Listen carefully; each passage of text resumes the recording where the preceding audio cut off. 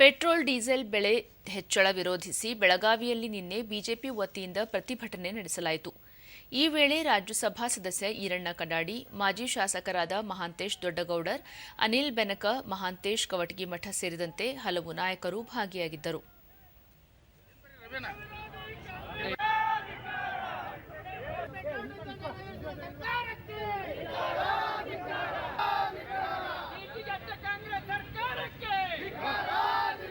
ಇವತ್ತು ರಾಜ್ಯದಲ್ಲಿ ಲೋಕಸಭಾ ಚುನಾವಣಾ ಫಲಿತಾಂಶ ಮುಗಿದ ಬಳಿಕ ರಾಜ್ಯ ಸರ್ಕಾರ ಪೆಟ್ರೋಲ್ ಡೀಸೆಲ್ ಬೆಲೆ ಏರಿಕೆ ಮಾಡುವ ಮೂಲಕ ಸೇಡಿನ ರಾಜಕಾರಣ ಮಾಡುತ್ತಿದೆ. ಇದು ಸರಿಯಲ್ಲ ಎಂದು ಹೇಳಿದರು. ದುರುದ್ದೇಶ ಇಟ್ಟುಕೊಂಡು ಇವತ್ತು ವಾಹನ ಸವಾರರಿಗೆ ಹೆಚ್ಚು ಮಾಡಿದ್ದಾರೆ. ಅದು ಕೇವಲ ವಾಹನ ಸವಾರಿಗೆ ಅಷ್ಟೇ ಹೆಚ್ಚಾಗೋದಿಲ್ಲ, ಅದು ಸೈಕಲ್ ಏನದ ಅಂದ್ರೆ ಟ್ರಾನ್ಸ್ಪೋರ್ಟೇಷನ್ ಅದು ಇದು ಅಲ್ಲಿ ಹೆಚ್ಚಾಗಿ ಜನಸಾಮಾನ್ಯರಿಗೆ ಇದು ಬರೆ ಬೀಳ್ತದ. ಒಂದು ಜವಾಬ್ದಾರಿಯುತ ಭಾರತೀಯ ಜನತಾ ಪಾರ್ಟಿ ಇವತ್ತು ವಿರೋಧ ಪಕ್ಷವಾಗಿ ಹೋರಾಟವನ್ನು ನಾವು ಮಾಡ್ತಾ ಇದ್ದೀವಿ. ಸರ್ಕಾರಕ್ಕೆ ಎಚ್ಚರಿಕೆಯನ್ನು ಕೊಡ್ತಾ ಇದ್ದೀವಿ. ದಯವಿಟ್ಟು ಇದನ್ನು ಹಿಂದೆ ತಗೊಳ್ರಿ.